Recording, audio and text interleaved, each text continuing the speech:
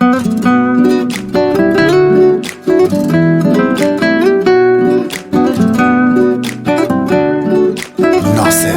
صدر.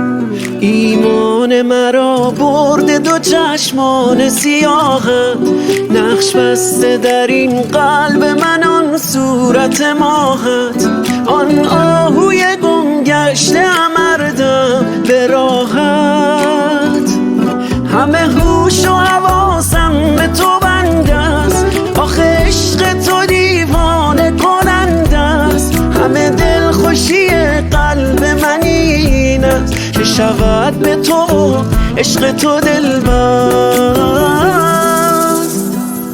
ای دلبر جذاب بیتابم و بیتاب، این قلبم و دریا که به دام تو اسیر است. ای دلبر جذاب بیتابم و بیتاب، این قلبم و دریا که به دام تو اسیر است.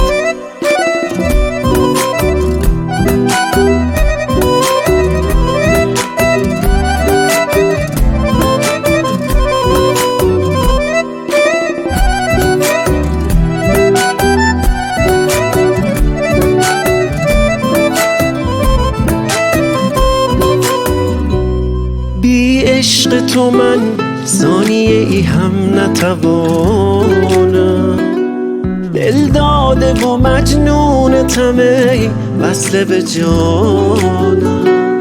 ای نیمه پنهان، ای باور و ایمان، ما هم شده ای ماهترین آسمانم.